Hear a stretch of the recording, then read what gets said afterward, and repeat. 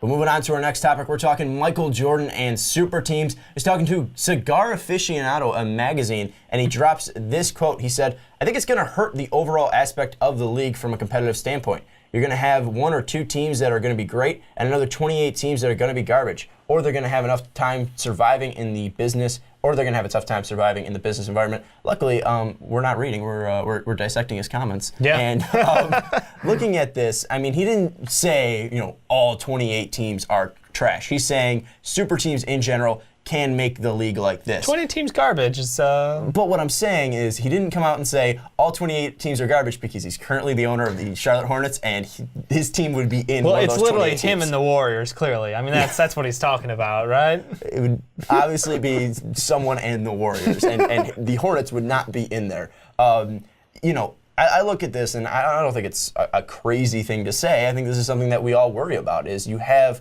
1 or 2 great teams. I mean, really, everyone is picking Warriors, Cavs. I mean, really, some people might go on the line, and most of them are going to be Boston fans saying Warriors, Celtics. Maybe someone in Houston or someone thinks, one of the big 4 in Golden State's going to get injured, so they have a different finals. But I would say probably 80% of basketball fans, probably even a little bit higher, probably 90% of basketball fans, think it's going to be the Cavs versus the Warriors in the NBA Finals. So I don't think we're even too far off from all 28 teams being garbage. I mean, really, we look at the playoffs, maybe 6 teams, both in the West and East, have a decent shot to do something magical in the playoffs this year. Yeah, I mean, that's not too far off. And I think you're right. Vegas odds, everybody's all in on Warriors and Cavs/Celtics pretty much at this point.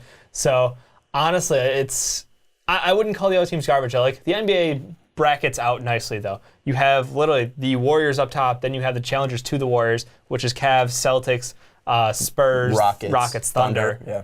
And then you literally have this mid-range of NBA teams who are good enough to make playoffs, but they're not, and I mean not, going to compete for a championship. But the thing is that mid-range, there's 5 teams that I would say are garbage, that fit that garbage thing. That garbage, at least quota that Michael Jordan is saying. And then you obviously have the 6 teams that you mentioned. So 11 teams are either, garbage or the cream of the crop. Mm-hmm. So all other, I hate doing math on these things, all other 19 teams are mediocre. Yeah. And I feel like that's either you can get larger, where you're going to have, 6 great teams, and then the other 5 are going to jump into that 19.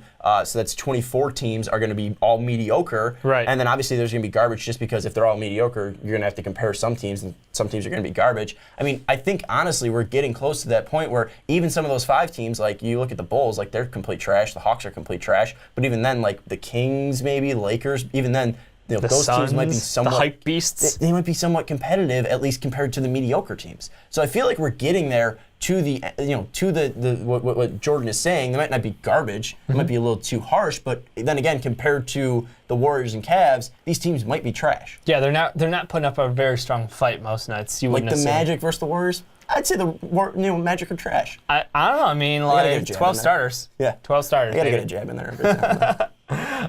Honestly, though, I think it's strong to call them garbage. I think what you have to understand is, the NBA is kind of cyclical in the way this thing works. Right now, the problem is very strong and very visible for everybody, that contracts and the freedom to go where you want to is creating these power vacuums in the NBA.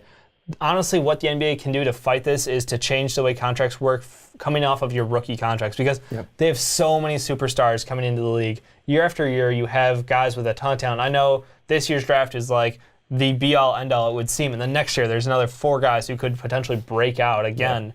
But if you can allow teams to lock down those superstars for, from age 20 to age 28, you have the first 8 years of their career basically and locked in on one team. Yes, they can leave when they're they're still in their prime, but they can still travel at that point. But at that point, it's we've incentivized you staying with your home team. We've done everything possible. If you want to throw away money and burn it, then go play with your friends. But the one thing I want to mention, though, is yes, I think you're completely right. But the one thing I want to mention is I feel like we're getting into that era, because we just talked about Nikola Jokic and the fact that the Denver can decline their team option and be worth $1.5 million in 2018, 2019. They can decline that option and then give him a max right now, as a restricted free agent, be 5 years around 145, 150 million. Let's just round it up to 150 million. Sure, 5 million, give or take. It'd be around 5 years, 150 million. So, and they would be locking up Nikola Jokic until he's 28 years old. So this is something where we're at least seeing this a little bit. But then again, when you say it's cyclical, I don't really know if it is cyclical because yes, we've seen dominant teams. We're talking about the guy right now, Michael Jordan, 6 championships in 8 years. That was a dominant team, but was it really a super team like we are seeing right now? Because these are guys going in free agency, moving around. Right. That Jordan team was built through trade. Scottie brought in through a trade during the draft. Dennis Rodman, I'm not entirely sure because I wasn't alive He on was that. from Detroit. But was he a trade? He was, I can't remember if it was a trade or was it San Antonio? It was Detroit, San Antonio, Chicago, I feel like. Okay, but anyways, I wasn't around. Don't blame me. But again, like 2. If it was even a free agency signing and Dennis Rodman came over through free agency, he was like one of the first guys. You look at Boston back in the days when Bill Russell won 10 championships. Those were all through the draft, but that was because there was like 6 teams in the NBA back then. There was like 8 teams in the NBA. All of these super teams have been built because of the drafts and because of exploiting the draft and drafting these guys. Like you look at Los Angeles when they drafted Magic, they traded a ton, exploited the draft, got Magic Johnson, and they built around him and Kareem. It's just something where back then there's always an exploit to build a super team, but I feel like right now it's at its worst where you have 6 super teams and then, again, just complete trash or mediocre teams below there because of free agency and because of trading. And I feel like what you mentioned is obviously going to soften it a little bit, but I don't know if that is the end-all be-all because then again, it's not like those guys are going to win championships if they stay with their hometown teams. They might not. And just small correction, he was traded, Dennis Rodman, from the Spurs to the Bulls. That was the Will Perdue trade. Okay. But no, honestly, the thing is, like, there's periods of time in the NBA. For me, I'm thinking of like the 2000 era, the post-Jordan era was when it was like, oh, well, we got Kobe and Shaq now, and then they break up. That was and a then big trade. That was a big trade for Shaq. Oh no, Shaq was a free agent. Shaq chose. Okay, so Shaq chose. So that was like another one, probably the biggest free agency. But then you ended up with them breaking up, and then you go over and you look at the Detroit Pistons were mostly made within their own team. Yeah, I think Rashid came over. Yeah, because he started with Portland, but Ben Wallace, Rip, and Chauncey, I think were all drafted by Detroit. And then we keep going with like those 6 years. So we had the Heat, who obviously got Shaq, but I mean. That was pretty much a old trade school. with Lamar Odom going to the Lakers. But still, the majority of that team was home built. I mean, that was something putting them over the top. Basically, one trade over the top, one trade over the top. That's what we're seeing. Gasol and Kobe together, and then eventually when they split. Spurs are probably the only one that like was the truly Spurs through are the just, draft. Yeah. I mean, you had Manu, Tim, and then Tony, and those guys were all drafted by the Spurs. And then obviously they added pieces, but none of them were major pieces because the 3 guys were Tony, Tim, and Manu. So, but then we hit the modern era of the Miami Heat taking my talents down to South Beach. We all thought that was the end of the NBA competition. We're like, oh well, why is there even like? Why is this thing, and when will this end? And then again, that was only 5, 2 not guys. 6, not 7. That was LeBron and Chris Bosh because D Wade was already there. Exactly. And then mostly, well, he chose to resign. Yeah, but mostly of everyone else on that team was like pretty much already a Miami Heat. They cycled through a lot of free agents. Yeah, but then again, it was like Mike Miller and then Ray Allen ring chased some once, glue guys. But we saw that like with Gary Payton and Karl Malone back with the Lakers. Yeah. I mean, like.